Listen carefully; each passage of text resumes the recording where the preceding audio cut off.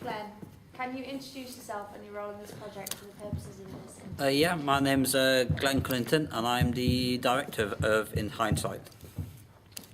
Can you explain what this project means to you? It's quite a bit of a touching project, because when Matt first told me the idea behind it, I just think it was actually for a very worthy cause, and I was far from the popular kid at school anyway. I wasn't quite bullied to the extent Jake Foster is in the film, but I just thought it had an important message, and I think it was for a worthy cause. And what do you think this movie represents to the audience, and what message does it leave you with? I mean, it is not the happiest film, but I do think it's a very important subject, and I'm sure it's one of them kind of things which is like swept under the rug constantly, and it's kind of highlights the plights that just because someone looks fine, that actually in the inside they're definitely not, and bullying is a horrible thing. We're now going to talk about your experience with the team. So can you tell us what it was like to work with Raph and cameraman? Well, Raph was great. I didn't meet him to the first day of filming, and yeah, it was a really good cameraman, and he got all the shots that I wanted, to be perfectly honest. And then later in the film, as we was editing it, he did a fantastic job editing. So his editing even surpassed his cameraman skills. So yeah, it was great working with him. What about Matt as the writer, acting as Jake Foster and just in general? Yeah, it was really good working with Matt. I mean, he was also the writer and the actor in the film. I mean, he had the vision roughly what he actually wanted to do with it, and I hopefully got his vision as best as I can onto the screen for him. Okay. Lizzie is a photographer in general again. Yeah, again, Lizzie, I only met on the day of filming, where we actually filmed the scenes where Jake's actually bullied in the pub, and I think Matt only met her a couple of days before on Facebook or something like that, I think. And yeah, she turned up, she's taken some great photos, and it's good to have her part of the team as well. Can we play Scarlett?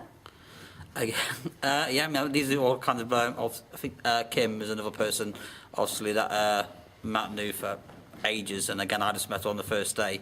I think she was kind of very nervous, because the scenes she was actually in, it was not one of Matt's most descriptive of what he wanted me to do. I kind of turned up with what am I actually doing? For, yeah, just kind of filming him actually alienating Jake. So it was kind of, but it turned out really well, and she actually was really good in it. Lee, who plays Stevie? Again, I met him for the first time on that day as well, and he seemed a really nice guy. Again, it was like he was a schoolmate of Matt, and he did a good job. I mean, the best fun we had with him was trying to stage an argument out of the window, which is involved an awful lot of wild hand gestures, which I suppose if you just heard it with the dialogue, it would have sounded stupid, but because you don't really actually hear what they're saying, it looks quite powerful. But why filming it was kind of bizarre, but why actually seeing it in the final cut, it does look very effective. Leon, Craig and Luke, who play the bullies. They was kind of a bit scary, actually. I think is it Luke? He kind of like, oh, I won't want to mess with him, but he's such a nice guy. And Craig was really, really good, and especially on the bits where he actually beats up Jake and does chase him in the forest. And Leon was really into it. It was really good. Again, these are people who met on the first day, and like I've known him for ages, and actually there was very convincing bullies that actually scared me. Donna, who plays Mrs. Foster? I think Donna, out of all the people in the film, I think was probably the best, because I think she was just the one. She was really enjoying it, and she took my direction really, really well, and she just basically just really threw herself into the role. And a scene where she's actually reading the letter is really powerful stuff, and it's actually better than so many A-list actresses I've actually seen on the screen anyway. But I think she was excellent. I think she was probably gave the best performance in the film. Okay, and what about Sean? Yeah, Sean was Sean was great. He was kind of over enthusiastic. I don't think he actually took it too seriously, but he was really good. But he does actually look really good on the camera. But he's a good friend, and he put 100% in. Okay. Were there any problems that were encountered during the filming period at all? I suppose the only real problems was it was kind of like thrown into the deep end to a certain extent. I wasn't quite sure what the plan was. I mean, all the films I'd made in the past with other friends on Super 8 films, I kind of like storyboarded them, so I actually know what shots were, this, that, the other.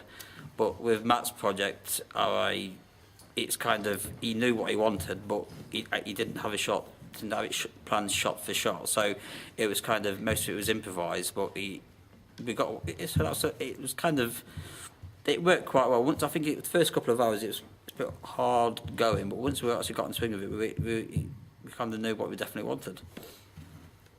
What was the script situation? The script situation was very bizarre, because all I was given was like one page, and I kind of asked Matt, is there any more? And he said no, really.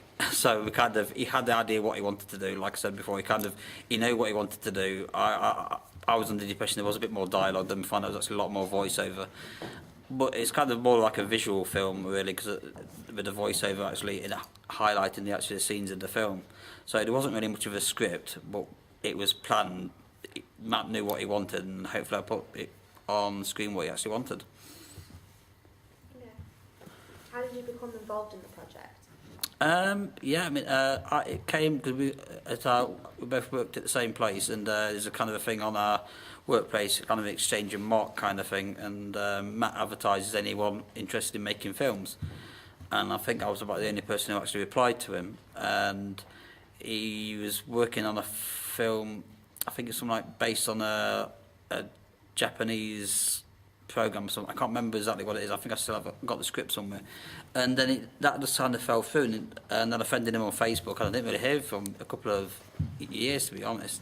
And then I think he actually randomly messaged me or emailed, I think, me on Facebook or Hotmail, I can't remember now, and says I've got something else. And then we met up at Christmas. We worked on a project, and that fell through. And then we just went out for some drinks, and then basically Matt said, I've got this other idea for a project, I think around about June, and I thought this sounds really good. So we took it from there, because I found out this project we could actually literally do within about 2 or 3 days. Okay, so have you got any more projects coming up? Yeah, I've got one I'm currently writing on, which hopefully will be shared with everyone later, and hopefully Matt and the whole film will actually all be involved in that one as well. So I've kind of wrote parts for particular people who I've met over the last year or so. So yeah, hopefully that's going to happen. Thank you very much. Okay, thank you.